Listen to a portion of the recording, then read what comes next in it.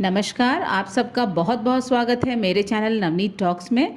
बच्चों, आज हम देखेंगे कक्षा 8वीं की हिंदी की पुस्तक कहानी संचय का 10वां पाठ, जिसका शीर्षक है भूख का भय। इस कहानी को लिखा है लेखक वचनेश त्रिपाठी जी ने। तो आइए देखते हैं इस कहानी के माध्यम से लेखक हमें क्या बताना चाह रहे हैं। सबसे पहले कहानी से संबंधित कुछ बातें कर लेते हैं। बच्चों, आज हम असुरों और देवताओं की कहानी भूख का भय पढ़ेंगे, जिसमें लेखक वचनेश त्रिपाठी जी ने यह बताया है कि किस तरह पेट की भूख ने असुरों और देवताओं के बीच की नफरत और युद्ध को भी खत्म कर दिया। दोनों के मन में शत्रुता की भावना खत्म हो गई और वे प्रेम भाव से रहने लगे। ये सब कैसे हुआ, आइए हम जानते हैं इस कहानी के माध्यम से। तो बच्चों, जैसा कि यहाँ पर लिखा हुआ है कि भूख का भय, ये जो कहानी है ये वचनेश त्रिपाठी जी द्वारा लिखी गई है और इसमें उन्होंने असुर और देवताओं के बीच घटित एक घटना के बारे में बताया है। देवताओं और असुरों के बीच हमेशा से ही नफरत और दुश्मनी की भावना होती है, लेकिन इस भूख के कारण किस तरह से देवता और असुर जो है वो एक हो गए, उनके बीच की शत्रुता खत्म हो गई और वो बिल्कुल प्रेम भाव से रहने लगे। तो ऐसा क्या घटा इस कहानी में, आइए देखते हैं इस कहानी के माध्यम से। कहानी कुछ इस तरह से शुरू होती है। असुरों के राजा ने देवताओं के राज्य पर चढ़ाई कर दी। देवताओं का दुर्ग बहुत ही मजबूत था, सेना बहुत बड़ी और शक्तिशाली थी, सभी के लिए महीनों तक खाने पीने के लिए पर्याप्त सामान था। देवताओं का व्यवहार और आदतें अच्छी थीं। वे सभी प्रेम के साथ रहकर खुशियां और त्यौहार एक साथ मिलकर मनाते। देवतागण हर प्रकार की चिंता से दूर रहते थे, लेकिन असुरों के आक्रमण के कारण चारों तरफ मार काट और हाहाकार मच गया। तो यहाँ पर कहानी की शुरुआत होती है असुरों द्वारा देवताओं के राज्य पर चढ़ाई करने से। चढ़ाई करने का मतलब है हमला करना। जैसा कि हमें पता है, असुर और देवताओं में हमेशा से ही दुश्मनी रही है, हमेशा से ही शत्रुता रही है और असुर जो हैं समय समय पर बिना किसी कारण के देवताओं को परेशान करते रहे हैं। तो यहाँ पर भी यही हुआ है। असुरों ने अपनी पूरी सेना के साथ देवताओं के राज्य पर चढ़ाई कर दी है, लेकिन यहाँ पर जो देवताओं का जो दुर्ग है, दुर्ग का मतलब है किला, वो बहुत बड़ा और बहुत मजबूत है। देवताओं की भी जो सेना है वो बहुत बड़ी और शक्तिशाली है। और सबसे अच्छी बात यह है कि अगर महीनों तक भी युद्ध चलता है तो वहां पर देवताओं और उनकी सेना के लिए खाने पीने का पर्याप्त सामान है। खाने पीने के सामान की कोई भी कमी नहीं है। और दूसरी बात यह है कि देवताओं का जो व्यवहार है वो बहुत ही शांत है, बहुत ही अच्छी आदतें हैं उनमें और वे सभी प्रेम भाव से रहते हैं। खुशियां, त्यौहार या कोई भी दुख और सुख है वो सभी एक साथ मिलकर के इन सारी चीजों का सामना करते हैं। लेकिन जैसे ही इस राज्य में असुरों का आक्रमण होता है, चारों तरफ बिल्कुल अफरा तफरी मच जाती है, हाहाकार मच जाता है, लोग जो है वो बहुत परेशान हो जाते हैं। तो आइए आगे देखते हैं। असुरों ने निर्दोष और निहत्थे देवताओं को मारना शुरू कर दिया। देवलोक की शांति बिल्कुल खत्म हो गई। अपनी रक्षा के लिए सारे देवतागण अपने किले के अंदर आकर किले का मुख्य द्वार बंद कर दिया। असुरों की शक्ति देखकर देवता समझ गए कि असुरों को जीतना बहुत मुश्किल है, क्योंकि दुर्ग में खाने पीने की पर्याप्त सामग्री थी। इसीलिए देवतागण किले के अंदर रहकर ही असुरों के शांत होने का इंतजार करने लगे। तो बच्चों, यहाँ पर जो असुर थे वो बहुत ही क्रूर थे, बहुत ही दुष्ट थे। उन लोगों ने हमला करने के बाद जो निर्दोष और निहत्थे का मतलब होता है ऐसे देवता जिनके हाथ में कोई हथियार नहीं था, अपने बचाव के लिए उनके पास कोई भी हथियार उनके हाथ में नहीं था, ऐसे देवताओं को भी, सैनिकों को भी उन्होंने मारना शुरू कर दिया। और इस हमले के कारण देवलोक में जो शांति थी, चारों तरफ शांति का और सुख का माहौल था, वो बिल्कुल खत्म हो गया। जो देवतागण थे उन्हें भी अपनी रक्षा करनी थी और इसीलिए उन्होंने सबसे अच्छा यही समझा कि अपने किले के अंदर रह करके उन्होंने किले का जो बड़ा सा मुख्य द्वार था, जो मेन गेट था, उसे उन्होंने बंद कर दिया ताकि असुर जो है वो किले के अंदर प्रवेश न कर पाए। असुरों की शक्ति को देख करके देवता समझ गए थे कि असुरों से जीतना बहुत ही मुश्किल है, क्योंकि शक्ति में असुर हमेशा ही देवताओं से आगे रहे हैं। लेकिन देवतागण जो थे वो किले के अंदर अपने आप को सुरक्षित महसूस कर रहे थे, क्योंकि किले के अंदर पर्याप्त खाने पीने का सामान था। अगर महीनों तक भी युद्ध चलता रहता तभी भी उन्हें अपने सैनिकों के लिए खाने पीने की कोई भी कमी नहीं होने वाली थी। तो यहाँ पर देवताओं ने ये सोचा कि जब तक असुरों का ये जो गुस्सा है, क्रोध है, ये शांत नहीं हो जाता है, तब तक हमारा किले के अंदर रहना ही बेहतर होगा। इसीलिए वो सभी किले के अंदर चले गए। आगे देख लेते हैं। असुरों ने देवताओं के भवनों को नष्ट कर दिया, बगीचे उजाड़ दिए और पीने के पानी में जहर मिला दिया। उन्होंने पूरा प्रयास किया कि किसी तरह देवता अपने किले के द्वार खोल दें, मगर ऐसा नहीं हुआ। असुरों ने देवताओं के दुर्ग को चारों तरफ से घेर लिया। उन्होंने सोचा कि खाने पीने का सामान सामान खत्म होने पर वे अपने किले से बाहर जरूर निकलेंगे। अब यहाँ पर मुख्य दरवाजा बंद होने के बाद असुरों का जो गुस्सा था वो और ज्यादा भड़क गया। इस गुस्से के कारण उन्होंने यहाँ वहाँ जो चीजें थी, भवन थे, ऊंचे ऊंचे बगीचे थे, उन सबको उन्होंने उजाड़ना शुरू कर दिया। वहां पर जो पीने का पानी उपलब्ध था उसमें भी उन्होंने जहर मिला दिया ताकि इस पानी को कोई भी पी ना सके। असुर जो है वो पूरी तरह से यह प्रयास कर रहे थे कि किसी तरह जो देवता है वो अपने किले का मुख्य द्वार खोल दें और बाहर आ जाए ताकि असुर जो है उनसे युद्ध कर सकें। इसीलिए असुर जो है उन्होंने अपनी सेनाओं को आदेश दिया कि वो उस किले को चारों तरफ से घेर लें। असुरों को यह भी लग रहा था कि किले में जैसे ही खाने पीने का सामान खत्म होगा, देवता जो है वो अपने आप ही किले का दरवाजा खोल करके बाहर निकल आएंगे। तो आइए आगे देख लेते हैं। देवताओं का किला बहुत ऊंचा और मजबूत। असुरों ने देवताओं के किले पर चढ़ने की भी कोशिश की, लेकिन ऊपर से देवतागण असुरों पर बड़े बड़े पत्थर और बाण से वार करने लगे। असुरों की सेना घबरा गई और असुर राज ने किले पर चढ़ने का विचार छोड़ दिया। अब यहाँ पर देवताओं के किले का जो मुख्य द्वार था वो इतना मजबूत था कि उसे तोड़ना असुरों के बस में नहीं था। अब यहाँ पर जो असुर थे उन्होंने यही सोचा कि ये जो ऊंची दीवार है उसे किसी तरह से चढ़ करके पार करके किले में प्रवेश किया जाए। अब यहाँ पर जो असुर सैनिक किले की दीवार पर जैसे ही चढ़ने लगे, दीवार के ऊपरी भाग से जो देवता हैं उन्होंने बड़े बड़े पत्थर और बाण बरसाना शुरू कर दिया और इस वार से जो असुर हैं वो बिल्कुल घायल हो गए और नीचे गिर गए। अब यहाँ पर असुर राज ने किले की दीवार पर चढ़ने का जो विचार था वो बिल्कुल छोड़ दिया और बाहर ही देवताओं के द्वार खोलने का इंतजार करने लगे। तो आइए आगे देख लेते हैं। असुर सेना कई दिनों तक देवताओं के किले को घेर कर बैठी रही, लेकिन फिर भी किले का द्वार नहीं खुला। असुरों के पास खाने पीने की सामग्री भी खत्म होने लगी और वे भूख से व्याकुल होने लगे। पूरी तरह भोजन खत्म हो जाने पर असुर देवलोक के पेड़ों के फल तोड़कर खाने लगे। कुछ दिन ऐसे ही गुजर गए। अब यहाँ पर जो असुर सेना है वो कई दिनों तक देवताओं के किले को घेर करके बैठी रही और किले का द्वार खुलने का इंतजार करती रही। अब इस दौरान असुरों के पास जो भी खाने पीने की चीज थी वो धीरे धीरे खत्म होने लगी और असुर सैनिक जो थे वो भूख से बिल्कुल बेचैन होने लगे। भोजन जब पूरी तरह खत्म हो गया तो असुर जो है वो देवलोक में यहाँ वहाँ घूम करके जो पेड़ों पर फल लगे हुए थे उन्हें तोड़ करके उन्होंने खाना शुरू कर दिया। कुछ दिन और उन्होंने इसी तरह से फल खाकर गुजार दिए, लेकिन उसके बाद क्या हुआ आइए देखते हैं। असुरों को जो कुछ भी खाने को मिलता वे खा लेते, लेकिन इतनी बड़ी सेना का पेट भर पाना मुश्किल था। वह किले का घेरा भी छोड़ना नहीं चाहते थे। अपने नगर से भोजन सामग्री मंगवाना भी उनके लिए मुश्किल था। अब भूख के कारण असुरों के घोड़े हाथी भी मरने लगे थे। असुरों को चिंता होने लगी कि वह क्या खाएं और अपना जीवन कैसे बचाएं। अब वहां पर जो देवताओं की नगरी थी वहां पर घूम घूम कर उन्होंने किसी तरह फल खा करके कुछ दिन बिताए, लेकिन यहाँ पर इतनी बड़ी सेना का रोज रोज पेट भर पाना बहुत ही मुश्किल था। ऐसा कुछ भी वहां नहीं बचा था जिसे खा करके असुर और उनकी इतनी बड़ी सेना जो है वो अपनी भूख मिटा सके। असुरों ने देवताओं के पूरे किले को घेर लिया था। वो उस घेरे को तोड़ना भी नहीं चाहते थे। किले को घेर कर बैठे हुए सैनिकों को अपने राज्य भेज करके उनसे भोजन मंगवाना भी उनके विचार से ठीक नहीं था, क्योंकि उन्हें लग रहा था कि किसी भी समय देवतागण जो है वो किले का दरवाजा खोल सकते हैं और उनसे युद्ध करना पड़ सकता है। लेकिन अब जो है स्थिति बहुत खराब हो चुकी थी। भूख के कारण असुर तो मर ही रहे थे, साथ ही साथ उनके जो हाथी घोड़े थे वो भी धीरे धीरे मरने लगे थे। असुरों को बिल्कुल चिंता होने लगी कि आखिर हम क्या खा करके जीवित रहें और किस तरह से अपने जीवन को हम बचा सकते हैं। तो आइए आगे देखते हैं। असुरों की नींद हराम हो गई थी। वे दिन रात बेचैन थे क्योंकि वे वहां देवताओं के किले को जीतने आए थे, पर यहाँ उन्हें अपनी जान बचाना ही मुश्किल लग रहा था। उधर किले के अंदर देवताओं को कोई परेशानी नहीं थी। वे रोज अपने किले की ऊंची खिड़की खोलकर असुरों की दुर्दशा देखते और खुश होकर खिड़की बंद कर लेते। अब यहाँ पर असुरों ने जो सपना देखा था कि वो हमला करेंगे और देव नगरी जो है, देवताओं की जो नगरी है, उसे अपने कब्जे में ले लेंगे, अपने अधिकार में ले लेंगे, लेकिन यहाँ पर जो स्थिति है वो बिल्कुल उल्टी हो गई थी। अब यहाँ पर असुर जो हैं उनके लिए एक एक दिन बिताना बहुत मुश्किल हो रहा था, लेकिन जो देवतागण किले के अंदर बंद थे उनके लिए ऐसी कोई समस्या नहीं थी, क्योंकि उनके पास खाने पीने का भी पर्याप्त सामान था। अब यहाँ पर रोज सुबह देवतागण जो हैं अपने किले की ऊंची दीवार में जो खिड़कियां बनी थी उसे खोल करके वो नीचे देखते कि असुर जो हैं किस तरह से भूख से तड़प रहे हैं। उनकी दुर्दशा और बुरी हालत देख करके वो खुश होते और फिर अपनी खिड़कियां जो है वो बंद कर लेते। आइए आगे देखते हैं।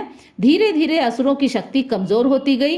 अब उनमें इतनी भी ताकत नहीं बची कि वह हथियार उठाकर युद्ध कर सके। बहुत सारे असुर सैनिक मुर्दों की तरह मैदानों में यहाँ वहां पड़े थे। तभी एक दिन देवताओं के दुर्ग की खिड़की खुली। असुरों ने देखा कि खिड़की से देवताओं के राजा उनसे कुछ कह रहे हैं। खिड़की की ऊंचाई इतनी अधिक थी कि देवताओं के राजा की आवाज असुरों तक नहीं पहुंच पाई। अब यहाँ पर भूख के कारण असुरों की जो इतनी शक्तिशाली सेना थी वो धीरे धीरे कमजोर नजर आ रही थी। अब उन लोगों में इतनी भी ताकत नहीं बची थी कि हथियार उठा करके वो किसी भी तरह का युद्ध लड़ पाए।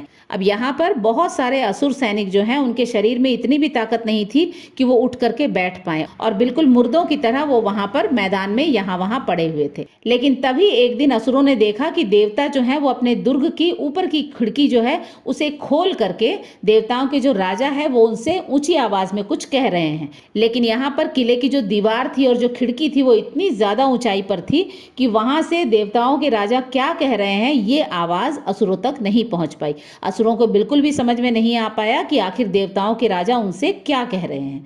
तो आइए देखते हैं आगे क्या होता है इस कहानी में।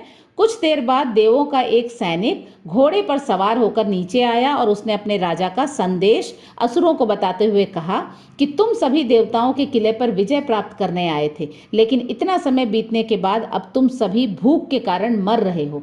तुम सबको इस बात पर विचार करना चाहिए, आखिर तुम लोगों ने देवताओं पर हमला क्यों किया था? देवताओं ने आखिर तुम्हारा क्या बिगाड़ा है? अब यहाँ पर असुरों ने देखा कि किले का दरवाजा खुला और उसमें घोड़े पर सवार एक सैनिक उनकी तरफ आने लगा। और वो जो सैनिक था वो एक संदेश वाहक था। संदेश वाहक का मतलब है जो देवताओं का संदेश लेकर असुरों तक आ रहा था। उस संदेश वाहक ने असुरों से कहा कि तुम सभी देवताओं पर चढ़ाई करके यहाँ पर विजय प्राप्त करने आए थे, इस किले को जीतने आए थे, लेकिन अब काफी समय बीत चुका है और तुम और तुम्हारे जो सैनिक हैं वो भूख के कारण मर रहे हैं। तुम्हें इस बात पर विचार करना होगा, तुम्हें ये बात सोचनी होगी कि आखिर तुम लोग देवताओं पर ये हमला क्यों करना चाहते थे। अब तुम्हें ये सोचना चाहिए कि देवतागण जो है उन्होंने आखिर तुम्हारे साथ क्या गलत किया है, तुम्हारा क्या बिगाड़ा है जो तुम देवताओं पर हमला करने आए थे। देव सैनिक आगे कहता है कि किसी से शत्रुता रखना या युद्ध करना कोई धर्म नहीं है। देवताओं और असुरों के बीच इस लड़ाई या शत्रुता का आखिर कारण क्या है? ठीक से विचार किया जाए तो हम और तुम भाई भाई ही हैं, केवल हमारे सोचने का तरीका अलग है। असुर केवल खाना पीना, मौज मस्ती और दूसरों को सताना ही अपना धर्म समझते हैं, इसी कारण तुम लोगों ने देवताओं पर आक्रमण भी किया है। अब यहाँ पर जो संदेशवाहक था उसने आगे समझाते हुए असुरों से कहा कि तुम्हें कभी भी किसी से युद्ध नहीं करना चाहिए। जब यहाँ पर कोई कारण ही नहीं है युद्ध करने का तो तुम यहाँ युद्ध करने क्यों आए हो, ये सारी चीजें तुम्हें सोचनी चाहिए। आगे उसने कहा कि अगर देखा जाए तो देवता और असुर जो हैं उनके बीच किसी भी तरह की लड़ाई या शत्रुता नहीं होनी चाहिए, और अगर ठीक से विचार किया जाए तो हम और तुम जो है वो भाई भाई ही हैं, केवल हम दोनों के सोचने का जो तरीका है वो अलग है।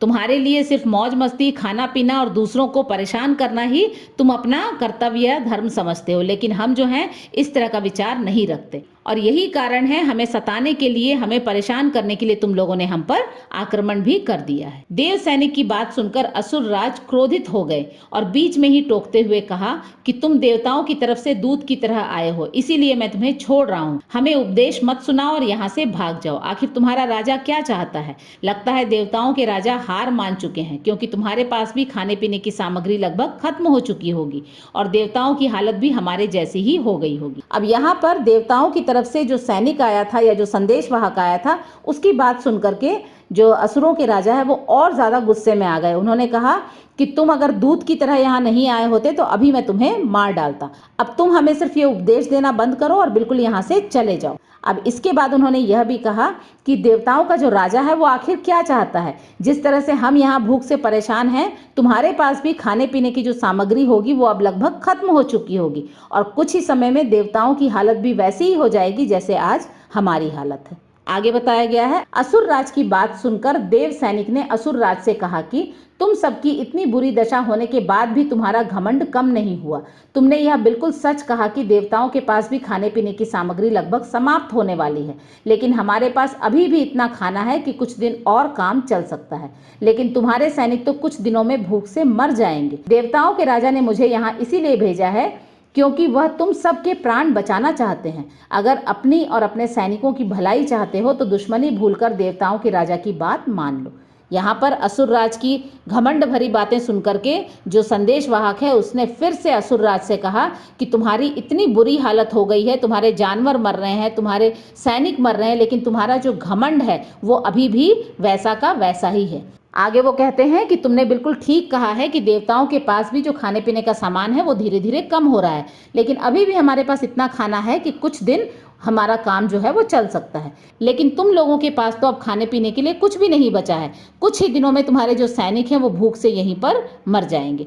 देवताओं के जो राजा हैं उनके मन में अभी भी दया और करुणा जैसी भावना बची हुई है। हमारे जो देवराज हैं या देवताओं के जो राजा हैं वो तुम लोगों के प्राण बचाना चाहते हैं और इसीलिए उन्होंने मुझे यहाँ भेजा है। तुम भी इस दुश्मनी को भूल करके हमारे जो देवताओं के राजा हैं उनकी बात मान लो। तो आइए देखते हैं आगे क्या होता है।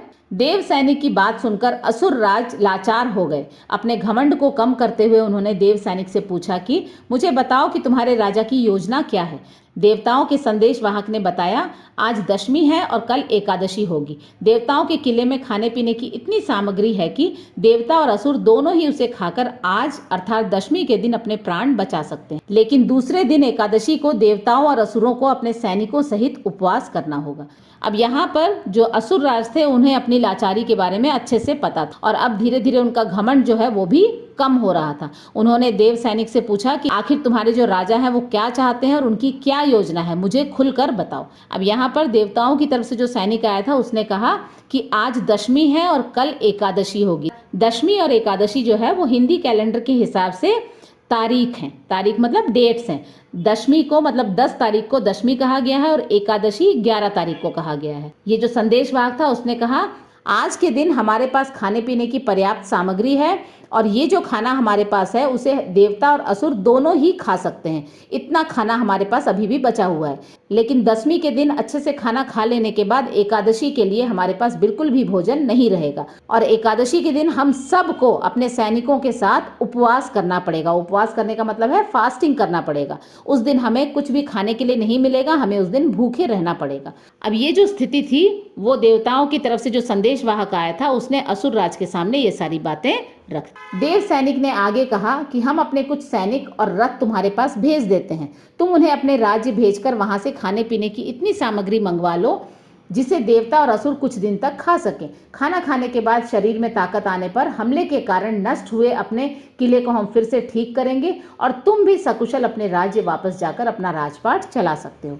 यहाँ पर इसके बाद जो देव सैनिक था उसने और भी अच्छी बात कही कि हम तुम्हें मदद देने के लिए तैयार हैं। हम अपने कुछ सैनिक और रथ तुम्हारे सैनिकों के साथ भेजेंगे और उन्हें तुम अपने राज्य में भेज देना। वहां भेज करके तुम पर्याप्त खाने की सामग्री मंगवा लो। उस खाने को देवता और असुर मिलकर कुछ दिन तक खाएंगे और तुम्हारे हमले की वजह से जो हमारे किले का नुकसान हुआ है, हमारा किला जो नष्ट हुआ है, उसे हम बनवाना शुरू करेंगे, उसे हम फिर से ठीक करना शुरू करेंगे और तुम्हारे भी शरीर में अच्छा भोजन करने से कुछ ही दिनों में ताकत आ जाएगी और तुम भी सुरक्षित अपने राज्य लौटकर अपना राजपाट चला सकते हो। अब ये जो प्रस्ताव है देवताओं की तरफ से आए संदेशवाहक ने असुर राज के सामने रखी। देव सैनिक की बात असुर राज को ठीक लगी। असुरों के सैनिक भी देवताओं की इस योजना से खुश थे और उन्होंने असुर राज को इसे मान लेने की सलाह दी। देवताओं का संदेशवाहक वापस चला गया और थोड़ी ही देर में देवताओं के दुर्ग का विशाल दरवाजा खुल गया। किले में जितनी भी खाद्य सामग्री थी उसे लेकर देवतागण किले के बाहर आ गए और उस खाद्य सामग्री को असुरों के साथ मिल बांटकर खाया। देव सैनिक की ये जो बात थी वो सभी असुरों को बहुत ही अच्छी लगी। सैनिकों ने भी अपने असुर राज को यह सलाह दी कि जल्दी से उन्हें इस प्रस्ताव को मान लेना चाहिए और असुर राज जो है वो भी इस बात के लिए राजी हो गए। देखते ही देखते देवताओं के जो किले का जो बड़ा मुख्य दरवाजा था उसे खोल दिया गया और देव सैनिक, देवताओं की तरफ से जो सैनिक थे वो बड़े बड़े बर्तनों में खाना लेकर के बाहर आने लगे। देवताओं के द्वारा लाया गया जो भोजन था वो पर्याप्त था, बिल्कुल काफी था देवताओं के लिए भी और असुरों के लिए भी। उन दोनों ने मिल बांट करके बहुत ही अच्छे से खाना खा लिया। इसके बाद है दशमी के बाद एकादशी का दिन आया। देवताओं ने व्रत रखा और असुरों ने भी वादा निभाते हुए पूरे दिन का व्रत रखा। दिन भर देवता और असुर साथ साथ रहे। सभी ने मिलकर धर्म की बातें की और एक दूसरे के प्रति प्रेम भाव दिखाया। देवताओं और असुरों ने यह निश्चय किया कि वे आपस की शत्रुता को भूलकर मिलजुल कर प्रेम से रहेंगे। कोई किसी की बुराई नहीं करेगा। एकादशी का पूरा दिन बहुत ही आनंद से बीत गया। अब यहाँ पर जो 10 तारीख थी या दशमी थी वो खत्म हो चुकी थी। दूसरे दिन एकादशी का दिन आ गया। देवताओं ने व्रत रखा और असुरों ने जिस तरह से वादा किया था कि वो भी व्रत रखेंगे, उसी तरह से उन्होंने अपने वादे को निभाया और सभी असुर और असुर सैनिक जो थे उन्होंने दिन भर का व्रत रखा। लेकिन दिन भर व्रत रखने के दौरान असुर और देवता जो है वो साथ साथ में रहे, साथ साथ मिलकर के उन्होंने बहुत सारी अच्छी अच्छी बातें की और उनके मन में एक दूसरे के प्रति प्रेम की भावना पनपने लगी। देवताओं और असुरों ने ये मिलकर के निश्चय भी किया कि वे फिर आपस में भविष्य में कभी भी लड़ेंगे नहीं। आपस की जो शत्रुता है उसको बिल्कुल भूल करके वो प्रेम पूर्वक आज के बाद रहेंगे और कोई भी किसी की बुराई नहीं करेगा, किसी के बारे में गलत बातें नहीं करेगा। इस तरह से एकादशी का जो पूरा दिन था वो बहुत ही आनंद के साथ देवताओं के लिए भी बीता और साथ ही साथ असुरों के लिए भी।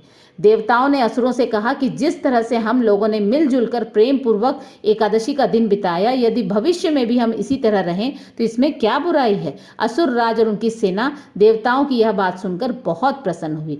देवता जो हैं उन्होंने असुरों को समझाते हुए कहा कि आज जब हम मिलजुल करके रह रहे हैं तो ये कितना अच्छा लग रहा है। उन्होंने ये भी कहा कि क्या ऐसा संभव नहीं है कि भविष्य में भी हम इसी तरह से प्रेम के साथ रहें और अपनी दुश्मनी को भूल जाएं।